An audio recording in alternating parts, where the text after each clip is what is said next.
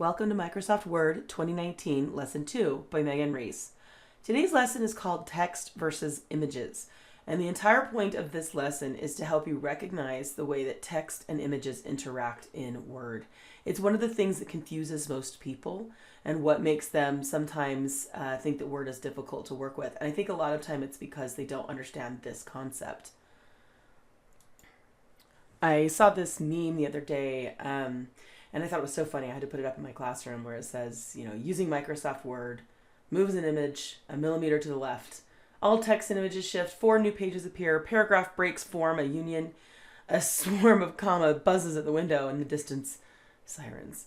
And it's this idea that as soon as you try to do anything in Word, move an image especially, everything moves around, everything's all screwed up, and what happened, and why is everything ruined? And so I'll make sure you understand that concept, because if you can get through that, you can do anything in Word. So we're going to be doing a lot of features today that are verses, where it's like, this is what it's like. These are two similar features, but one is an image and one is paragraph or text. So you can see how they work together. So if we look at today's assignment, we're divided into 4 areas. We're going to talk about page features first, and then we're going to go into text versus images, where we compare, like I was talking about, those 2 different things. And then we're just going to learn some features that use text and some features that use images. So these are all the things that we're going to be covering today. So before we begin, just remember the first step you should always do is where it says I can. You should go through and check off the ones you already know. If you're like, oh, actually, I already know how to add a page number, then go ahead and check that one. And you may not need to watch that section of the video. Okay, you can just go ahead and straight to the assignment and do this part, and because you don't need to watch the video. Some of these though, especially the footer spacing, you probably don't know, but just check the ones that you already know. And so you know how much of this video you're going to be able to skip and just do straight into the assignment. All right, so first thing we're going to start with is page number, and that's how you can number every single page. It's part of the footer. So you go to Insert, and you've got page number right here, and you have several options. You can, the top of the page, bottom of the page, and page margins. And so the top of the page, of course, we'll put it at the top, and there's a whole bunch of different options in here that you can use, most of which I've never used. Most of the time I just use one of these, but you've also got your, and you can choose if you want the center, left, or right. Page margins, will actually put it in the side. Sometimes you've got a header and a footer already and you don't have room for that. That's actually going to be part of your assignment today. You'll be using a page margin today. And then current position I've never used. But anyway, those are different places where you can put it. And if you put a page margin in, so let's put one in here, it's going to immediately throw it in there. That's a weird one, but whatever. And there it is. And if I have more than one page, it will automatically number the second page. Even if I make changes later, the pages will automatically adjust. Can you imagine typing that in for every page? That would be obnoxious. Okay, so the next thing we're going to learn about is file name. So again, something in footer. There's a couple of things in footer that we're going to be doing today. Or header. I prefer footers, but that's really, honestly, this is the same in a header as it is a footer. But so for file name, you can type your name in here and then your period. And that's what we did in lesson 1. But from here on out, most lessons you're going to be doing a file name, although not in lesson 4. But so you're going to go in here to right here where it says document info, and you're going to choose file name, and it will put the now. Mine says document 10. That's because I haven't saved this yet. So this is one of those things that you want to do after you save the document. Okay. So what if I put a file name in here and then I save it after the fact? Will it automatically change? Okay, so let's say I save it as Megan's file. Okay, and it has a new name now. Still going to say document 10. So you want to make sure you always save it first, or I can go back and now when I do file name, it'll know that that's what it's called. But yeah, you want to make sure that before you do that, you always save it first. So then I can go in here and I can also choose that I want to change where my footer is from the bottom. So I can actually move it down a little bit closer. Now, if I go all the way to the bottom there, that's not a great idea, okay, at 0, because when I print this, unless you have some special printer, most printers are going to cut off like a 1/4 inch right here, there's always a white border. You'll see that especially when you do the application for lesson 4. There's always going to be that white border. And so you don't want to go that low, but usually you can go as low as 0.2 and it will still show up. And sometimes that's just the case. You just need that much more room. So that's how you move it up. Then again, you can do the same thing with the header. So if I have something up here, I can move it up this way as well. All right, next one is a watermark. There's 2 kinds of watermarks that you can do. You can only do one watermark in an assignment though. Like you can't have each page be a different watermark. But what a watermark is it's just a faded image or words that are in the background of every single page. And so this is going to be in the design tab. So we haven't really touched the design tab. We're going to do quite a bit from the design tab today. So we're going to do most of this stuff. There's not a lot in the design tab, but so we're going to start with watermark over here. And you'll notice it's got a few that are like the presets. A lot of times it's the most commonly used. And if you just clicked on one of those, it would just automatically put it behind, it goes behind the text. So if you have a bunch of text, in fact, let me pull up the one I had earlier, that we were looking at in the example. So if I were to add a watermark to this page, in fact, we'll keep doing it on this page, you can see it goes behind the text and it's light enough that you can still read it. Okay. So if I did that, I'm like, oh, but I don't want that anymore. I can remove it like that. Okay, so if I go into custom watermark, that lets me choose, okay? So you can do either a text watermark where I just come in here and I type in my name, which I believe is what you'll do in your assignment. And then you can even change the font, okay? Feel free to do that in your assignment, even though it doesn't tell you you have to. And you want to pick something light. If you pick like a really dark color, it's going to come in that dark. So you don't want it necessarily very dark. So I would always pick something kind of light, or I can go to more colors and choose something here, or go to custom and choose something here. Okay, I don't know if you've ever really messed with colors before, but it does give you a lot of freedom there. And I can do it diagonal or horizontal. And then once I apply it, it's going to show up in the background. Okay. The other option is a picture text watermark, which is what you'll be doing. You'll be doing a text watermark in your practice today, but you'll be doing a picture one in the application. Choose picture and select your image of where you're looking for it. Notice you have several options. You can do it from file. You can do a search online. So I'm just going to go grab a random picture. So I'm just going to grab this picture because I used it in an assignment the other day, and I'm just going to apply that, and it puts it as my background. And notice it's already washed it out. It's already kind of grayed it. You can turn that off a little bit. You can also decide how big you want it to be. You can raise the scale of it. The washout, I don't know. I've seen some students that they'll turn it off and it prints way dark. That's one thing I've just noticed with my own students is that it kind of just depends on your printer. Sometimes you have to try it both ways, and I've seen it behave differently for different students in the same computer lab. So it can be confusing. I would probably start with washout unless it tells you otherwise. But anyway, so that makes it a picture background that you can use for your watermark. The next thing is a page break. And this can be confusing to people what breaks are. If you go to layout, there's a whole bunch of different kinds of breaks in here. And over the next few lessons, we'll be learning how to do column breaks, continuous, and page. Those are the most commonly used ones. So I actually used a page break in the beginning during the introduction. I don't know if you noticed, I did one page and then I suddenly had 2 pages to show you it goes on 2 pages. I used a page break to do that. So what that means is if I've got my stuff here and I want to get onto a second page, I have 2 options. I can either just press enter until the second page appears, right? And then I can paste my stuff or whatever, okay? So now it's fine and all, but if I were to come in here and add stuff, do you see how this keeps moving down? Okay, because what I've done is when I put those enters in, I literally put in a little code that put enters, pushing everything down. Okay, and that's what you're doing is you're actually putting in a code, and you type anything when you press enter, when you do columns, whatever you do, you're putting little codes in, telling the computer what to do. And so if I do a bunch of enters, those enters right here, they're like just the same as text. They're sitting there. They exist. And if I put stuff in, they're just going to move down. Okay, so sometimes you don't want that. Okay, you want this to stay at the top of the second page. Okay, so my other option, I'm going to get rid of that again. Okay, and get rid of all, no, notice I'm getting rid of all the enters. See, there's still a second page. Okay, that's because all those enters are there. I'm going to backspace and get rid of them all, press delete until they're gone. Okay, so now there's no enters there anymore. And instead, I'm going to do a page break. So one way is to go to breaks and page. The one I actually use the most is Control Enter. Does the same thing. That's just a shortcut.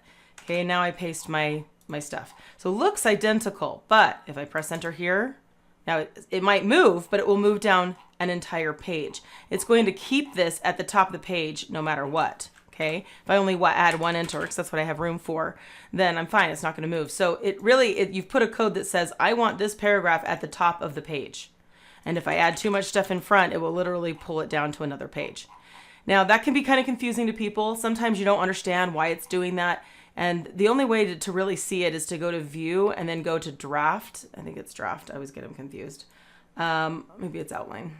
Yeah, go to View and Outline, and then you can see the page break is right there. So if you're like, why is it behaving that way? Why is it suddenly creating another page? I can see my page break in there, and that gives me an idea, and I can delete it if I want. But that's the only place where you can actually see the page break and what it's doing. These little dots are, enters, right? Showing me where all my enters are. And so I might be like, oh, I want to get rid of all those enters. Okay, so the outline view is going to let you see where all your breaks are. So if you get confused, especially when you get into columns, sometimes that's a good way to check that. Okay. All right, the next thing we're going to learn about is wrap text. And this is the thing that causes all the pain that people were talking about when they say, I moved it 1 millimeter to the left and everything screwed up. It's because they don't know how to do this. Okay, they don't know how to do this. So that's why it's the first thing I have to teach you before I can teach you the difference between text and images. You've got to watch how images and text interact. And if you know PowerPoint, you don't have to do this in PowerPoint. You pull an image into PowerPoint, it's really easy to work with. But Word, because it's about words, it can be a little tricky. So I'm going to go ahead and insert a picture. We'll just grab this. I don't know why I have that, but there you go. Okay, so I've got this picture here. Now, what you'll notice is that when I pull an image in, and that we kind of saw this in the example I showed you at the beginning, it automatically, the default, meaning what it does without you changing anything, is it's going to put it in the middle of a sentence. Okay, and so when I move it, it's very frustrating. Everything moves, everything looks all screwed up, and that's because it's putting it in the middle of the sentence. And a lot of kids will be like, oh, well, then I just need to make it smaller.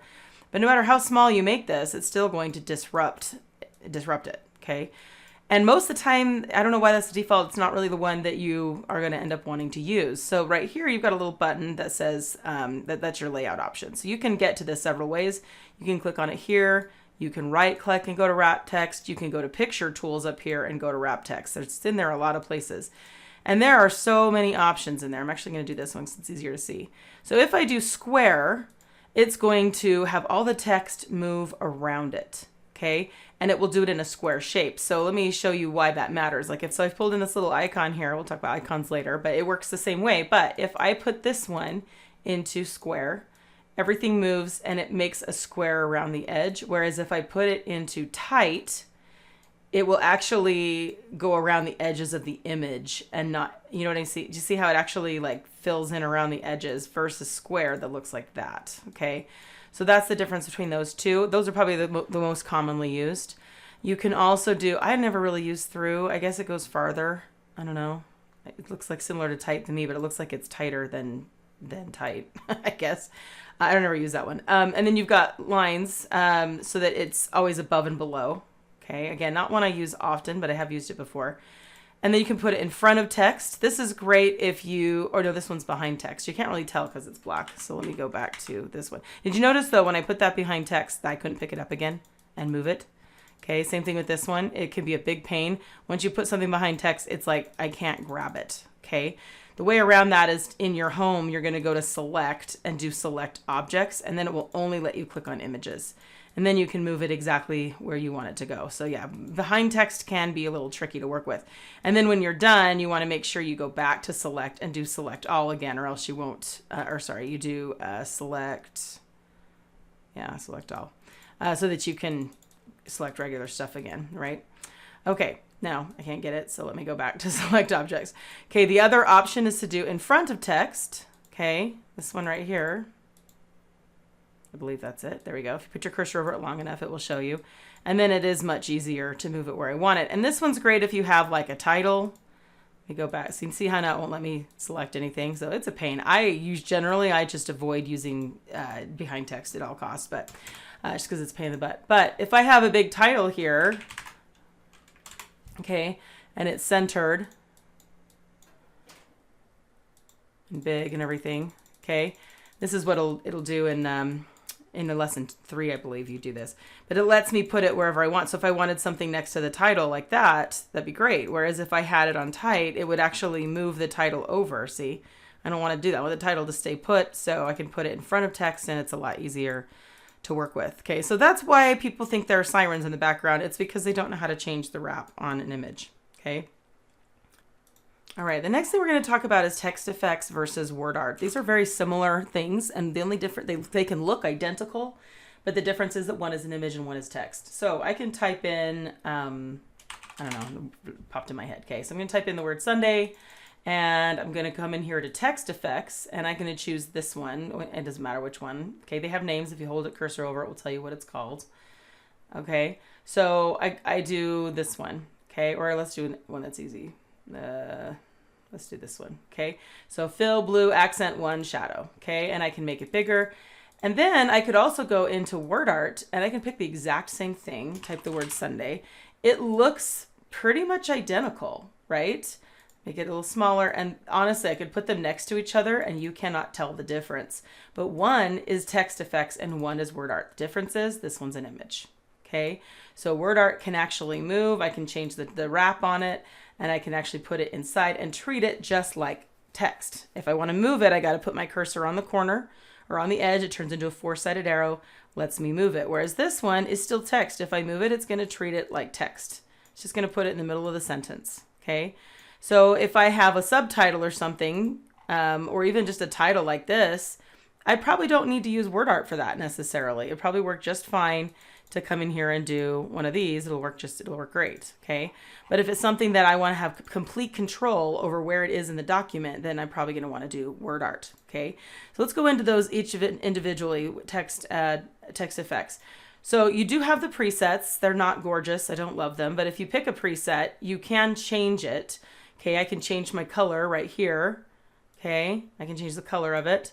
I can go back to my effects and I can change all kinds of stuff. So I have shadows, I can add a reflection, I can add a glow around it. I don't really use any of these, but one thing you need to know for MOS test, if you're doing your MOS test, is that it won't just say on the test, like add a shadow. It will say add shadow this percent or whatever. It'll tell you like the name of it. So I want offset bottom shadow. So you have to kind of understand that you got to put your cursor on it and look at it. And you can even go into shadow options and you can choose a preset, but you can also change the color of the shadow, how transparent it is, angle. I mean, you really have a lot of control over every little thing in each one of them. Okay. And so that's kind of how you're going to be using that for the text effects. Now in word art, it's very similar, but you have to go to drawing tools. Okay. So with word art, you use this up here to change it because it's an image, right? So you notice that you've got two sides here, shape and text. Don't get them mixed up because they look very similar. But shape will color the background, which is not something you can do the same way over here. It'll color the background of that box. Okay, it'll also let you change the outline of that box, what color it is, and you can change how thick it is. You can change the dots or whatever, so you can make it have different styles or whatnot. Okay, and shape effects. You can add some of the same effects you did on this. You can put a glow around it, right? You can add a reflection. It also has bevel. Okay, bevel is another difference between the two. You can't do a bevel on text effects, but a bevel kind of makes it look like a little button. Okay, it's pretty cool actually. And if you hold your cursor down long enough, you'll see the name of it. Okay, there's Riblet. You're going to use that one today. And you can see what it's called. Okay, or you can go to 3D options, and again, you can have more options of how you're going to change it and how deep it's going to be and whatnot, all that. Okay, and I think I remember that being on the MOS test where you had to actually come in here and fix it. So that's if you're doing the shape fill. And then of course you've got the text fill, which will change the color of the words, text outline if you want to use that. And then the text effects are in here as well. And another difference is that, let's get rid of the shape fill, by the way. You just come in here and say no fill if you want to get rid of that. Outline, no outline. That's how you get rid of it. So a text effects also has rotation, 3D rotation, that you cannot do in the other one, or not text, sorry, word art has that you can't do in text effects. It also has transform that lets you change how the words are on the page. And again, you cannot do that on text effects because it's an image and you have a lot more freedom to move it exactly how you want to do it. So we've learned the difference between two different types of text and image that look very similar. And there's also kind of another one, which is your paragraphs and your text boxes and your shapes. So in lesson 1, we kind of already learned this a little bit, right? We did a shape and you can draw it and you can type in it, right? And you can also do insert text box and you can type in it. And they're actually pretty similar. These two are both images that can be moved. Oops. And so they don't need to have the wrap changed on them necessarily, although you can change the wrap on both of them. Notice the little wrap thing comes up, so I can. So they're very similar. The difference is just in how they look and how they behave, right? A text box has a little bit more versatility than a shape. But the other option to do is to, and notice I can change the border on that. So I don't, in this one, I would have to go to drawing tools. It's a little bit like word art, right? I have to go to drawing tools to change the text fill or the shape fill. It's actually very similar to word art. It's just in shapes. So whereas text, I can change it in the same place. Drawing tools, I can do the text fill and whatever. So they're very similar to each other, but this one I do have a lot more options, what I can do with it and how much I can fit in there and all of that stuff. Okay, so that's a little bit of a review from lesson 1. But you can also just highlight a paragraph and add a background to it. Okay, and then you can come here, and this one's a little harder to find. You have to come to your borders. Okay, this is where all your borders are, and you can put a border in it right here. Okay, if we've done Excel, this will look familiar to you. But I could add my all borders there, but I don't have a lot of options what that border looks like. So I'm going to come down here to borders and shading. Now in borders and shading, you've got borders. I wish this said paragraph borders instead of just borders, but this is where I add my paragraph border. So I can change how thick it is, what color it is, what width it is, depending on which font I pick or whatever. Some of them have more options than others, right? And then when I click OK, it's going to apply it to that paragraph, and now it has a little border around it, okay? We'll do page borders in a second, but that way, this is going to be treated a bit more like my text effects, where it's still text, and if I move it, I have to highlight the whole paragraph, and I can move the paragraph, but it isn't something that I can just pick up and put in the middle of a put in the middle of something, right? In fact, in your assignment, I think I have you come in here and do tight, and it actually cuts it off. See how it cuts it off? Okay, it will actually interrupt it because it's still a paragraph, and it won't move this over. The only way to do that is to actually move the margin over like that. Okay, we'll talk about that in a little bit. So now you've learned borders for a shape, for a text box, and also for a paragraph. The last type of borders is your is going to be a page border. Okay. So we're going to go back to design. I told you we'd do a little bit of design today, and we've done watermark. Now we're going to go over to page borders, which gets me to this same page, by the way. So if you don't want to have, you can either go here to get to borders and shading and go back and forth, or you can just go over to your design and click on it here. Okay. So for a page border, there's 2 different kinds. Okay. You've got your line borders, which are the most common. They're more professional looking. For most things, you'd probably just use your line borders. And it's exactly the same as what's here, right? It looks identical pretty much, but it's going to add it to your whole page, and it will add it to every page, okay? You have some control. You can say, oh, I only want it on this section or the first page. I've always found it kind of hard to get it on only one page, but I could say I'll accept the first page, and so see how the first page doesn't have it, and then all the others do, or vice versa. So you do have a little bit of control there. The other one is an art border. We're going to do this more, I think, in assignment 3, and these can be really obnoxious, especially the ones like that. I don't like to use them very much, but if you want to play with them for a minute, you're welcome to. You can sometimes change the color if it's, one that can be changed. And some of these aren't too bad, but I find most of them obnoxious, but they can look okay. And then you can, add a color or whatever, and it will add that kind of a border. And see, that looks nice. It just depends on what you're using it for, but all the little cupcakes and apples and stuff are pretty cheesy. So they've not changed the borders in Microsoft Word ever.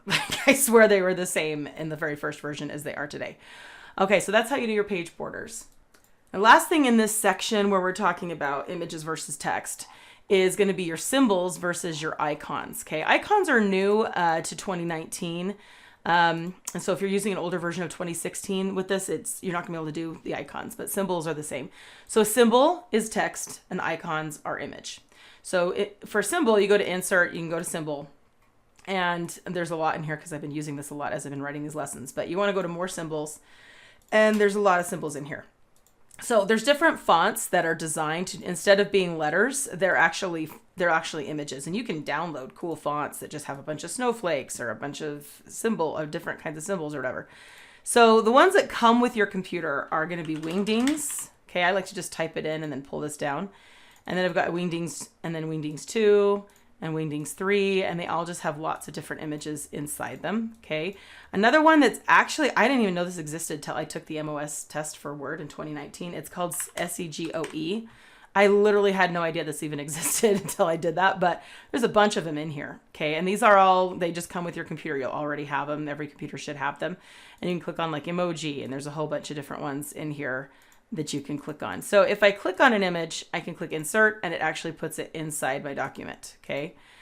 These are color. That's pretty cool. The emoji ones are color. I don't usually see that. I see I have a lot to explore myself. And so there's just kind of different ones that are in here, different images that you, or different symbols that you can do.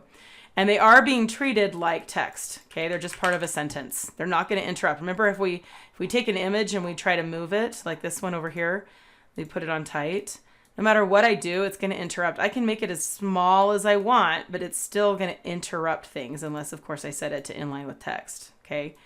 But even then, it's still not going to, it's still an image. It's still going to be treated weird, right? So symbols are better for that. Another thing you got to know about symbols, especially if you're going to take the MOS test, is that they all have numbers. They all have names. So if I click on this, see, it's character code 40. Okay, so I should be able to do Alt, hold down the Alt key and type 40, and it should come up, but it's going to do it from the font, I think the default font, which I think is the symbol font. So it doesn't always work the way you think it's going to, because I think it takes it from the symbol font. I'm not even sure. So like in your assignment here, it's going to say symbol 212, and you'll just hold down the Alt. If it tells you to do Alt, like this one, Alt 165, it'll just come up. That's how you get characters if you're typing up like a foreign language, especially if you're typing in Spanish. That's how you get the different characters that aren't going to show up on your keyboard. And so a lot of people that use those, like if you have that in your name or something, you just kind of have to learn what the shortcut is, so that you can pull that up right away. So, but most of them aren't going to be like that. Only if it says Alt, do that. These three, I believe. And then the other ones, you have to go look them up. And so in order to look them up, you would go into insert symbol. So this one is, let's see which one, Wingdings 397. So I would go into more symbols. I go to Wingdings 3. And then over here where it says character code, I just type in 97 and it finds it. And I insert it. There we go. Okay. So that's what these numbers are. And some of them are weird. Like this one, E141. Yep. That's what you got to type in to find it. Okay. So you just type it into this character code in order to find it. So those are your symbols. Then you've got icons, which have been added, and I have to say, I love them. They're awesome. So you click on icons. There's tons and tons of them in here. You can even search for something you want, and it will come up. And I insert it, but it is a picture, okay? I have to immediately change the wrap. And you've been watching me do this already because this is a symbol up here. So everything I've done with this rabbit throughout this assignment is using wrap on a symbol, okay?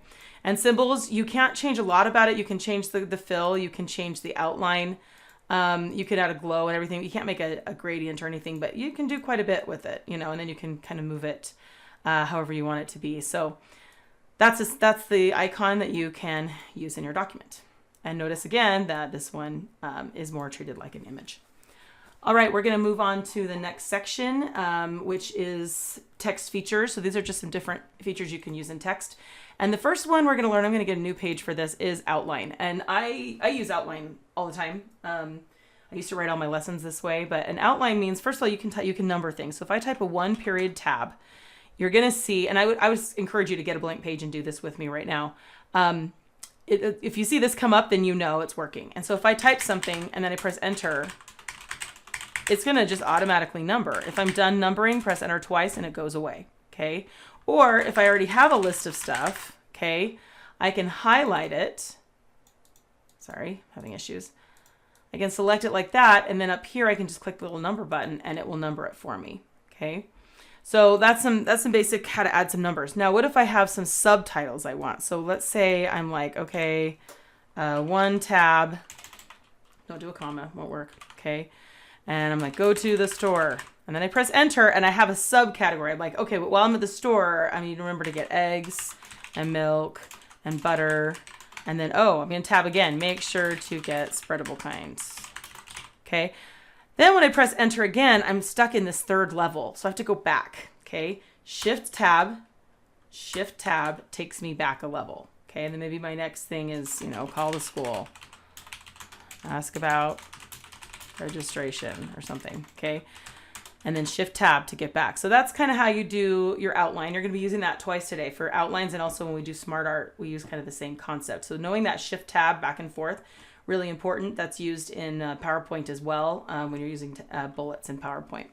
Okay, so we'll be doing bullets later, but this whole thing typed up, but for some reason, I don't want this to be 3. I want it to be 4 or something. I can kind of click near it, right click, and I can say restart at 1. I can say set numbering value, and I want it to start with 4, right? And I can actually choose that, or I can continue numbering, okay?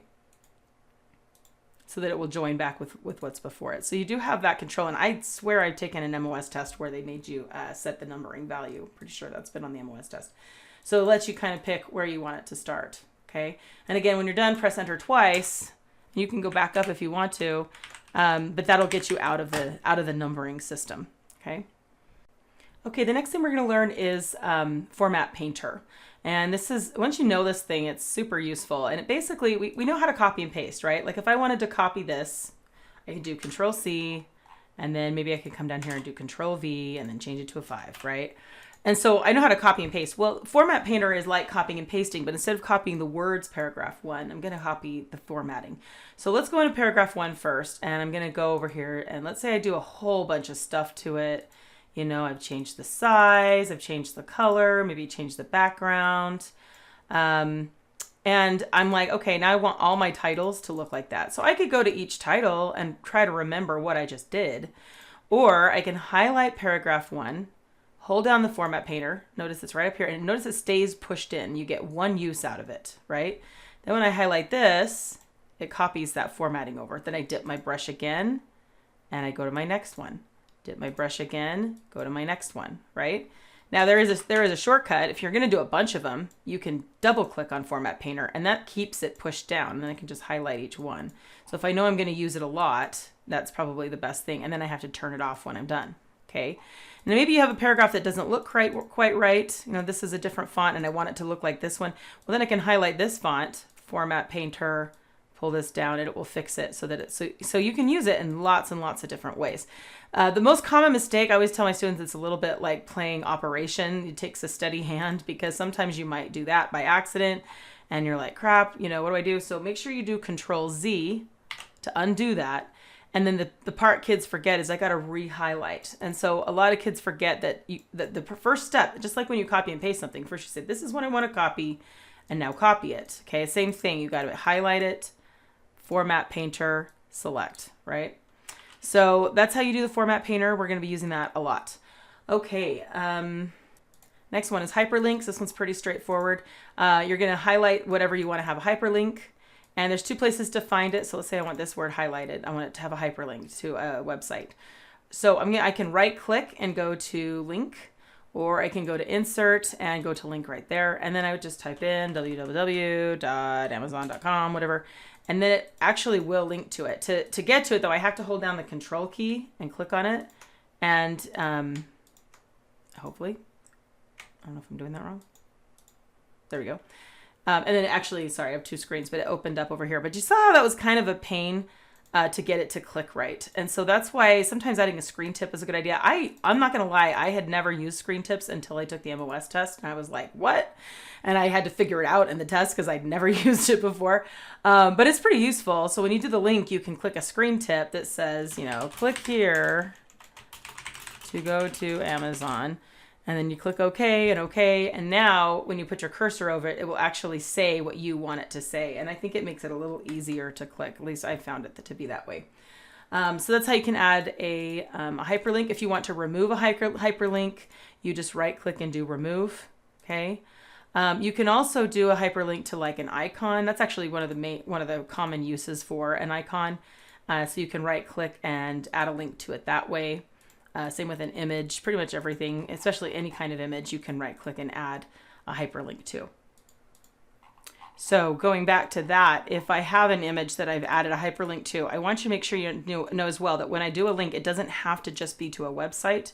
I can also place in this document and send it to a specific bookmark I've created. We'll talk about bookmarks later, but you can do that. So if you have a bookmark, it'll take you to a specific spot in the document. Maybe it's like a 30-page document. You want them to be able to click and go directly to one page, right? So you can do it that way. You can also create a hyperlink to other assignments. So like I could click on a file and click OK. And now when I click on that, again with the control, it will actually open up that file. Okay, and it's not going to find it because of where it's saved. But you can actually open up a file using a hyperlink. Okay. All right, another one is change case. This is super, super fast. But when you want like this paragraph, maybe I want it to change case, which means I highlight it. And I come up here to where these two little A's are, and I can immediately put it to uppercase. So I don't have to retype the entire thing, or toggle case, or capitalize each word, or lowercase, sentence case.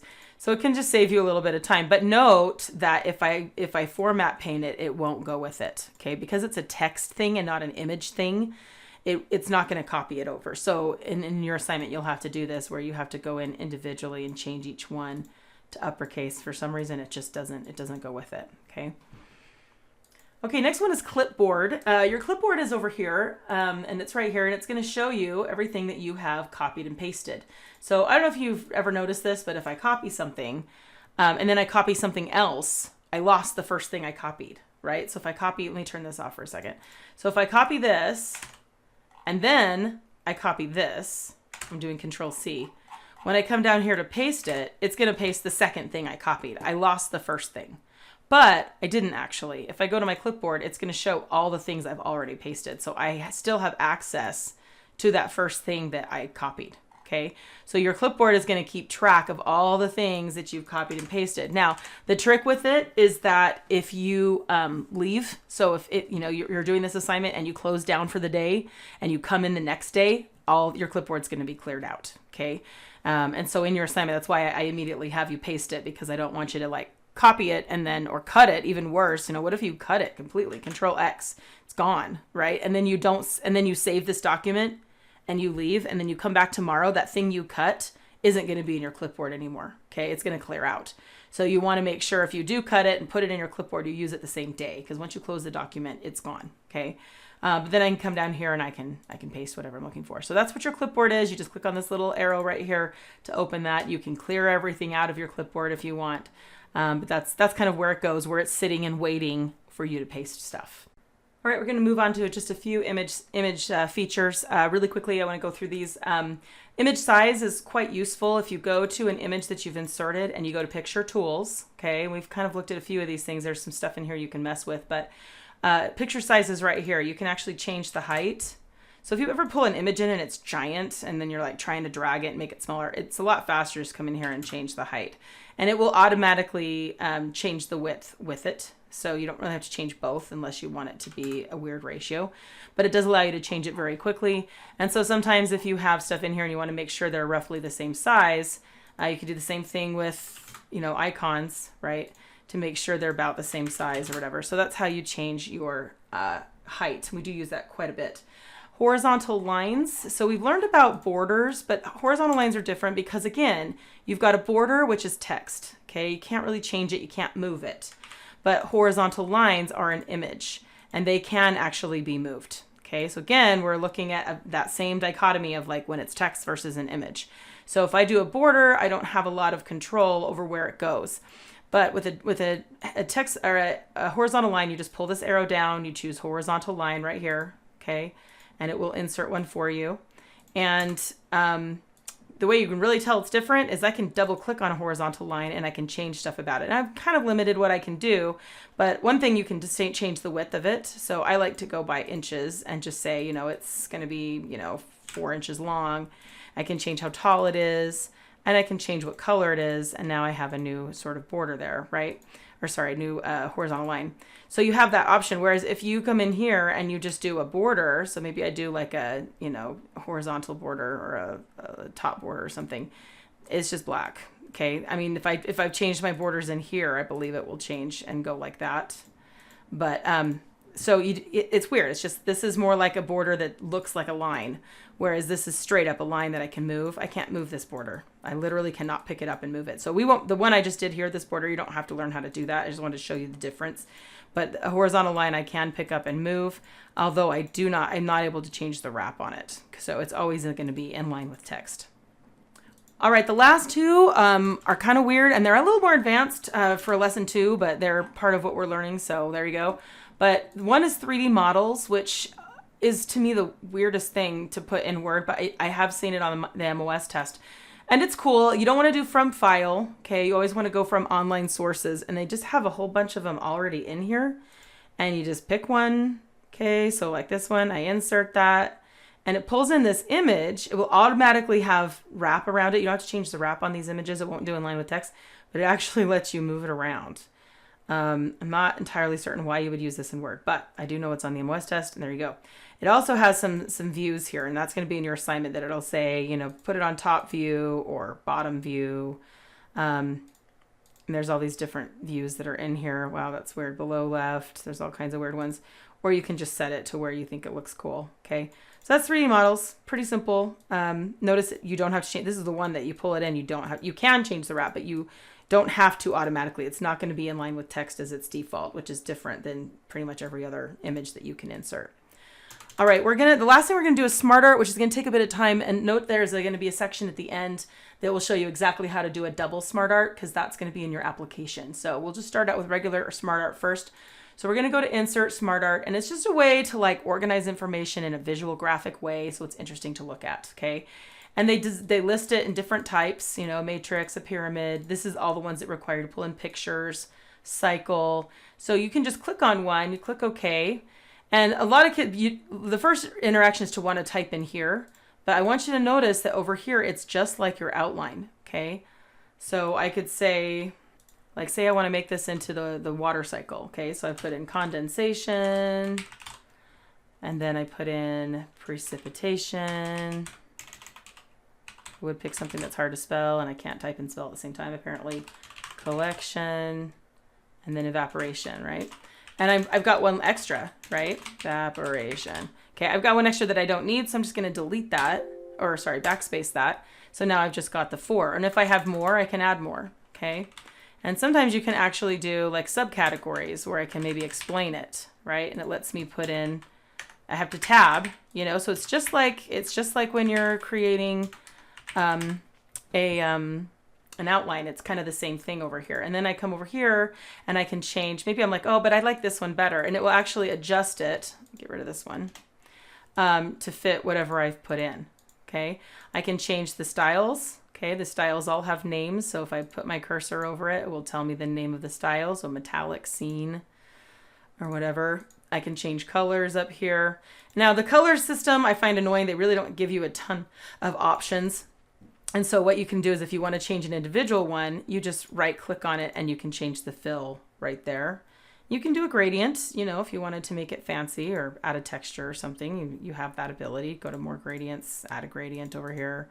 So that's kind of cool. I haven't really done that in the assignment, but you can also change, make sure when you click on it though, that you're not in the typing mode, or else right clicking won't get you there. You make sure you click on just the shape and then right click and you'll get there, and you can change your outline or whatever. Okay. So, so that's basically how you do it. And you might want to also like resize it and make it small, like, you know what I mean? Like just kind of fit it in tight so you don't have any extra space that you don't need. So it's easier to work with. And then of course it's an image. So I need to come in here and put it into like in front of text or something so I can move it exactly where I want. Or maybe I want it on tight because I want it to be inside. So I'm going to pull it up here. I want it to be part of my document, so I can change it to tight so that it's actually in there, or better yet, square would probably work better, right? So that it's not doing crazy crap, okay? So now I've created one like that, okay?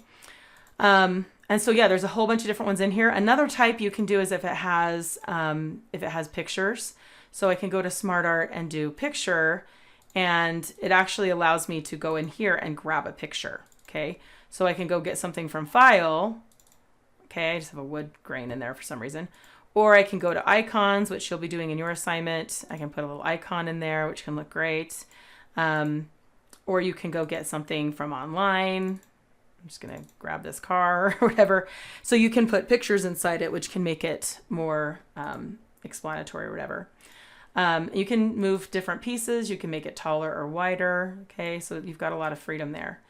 All right, so that's how you do word art. Make sure you know you can change the wrap text. So I'm going to show you how to do the one in your assignment pretty much exactly, because it is quite confusing, because you're kind of, you're doing two on top of each other. Plus we're going to use a feature called grouping, which I haven't actually taught you yet.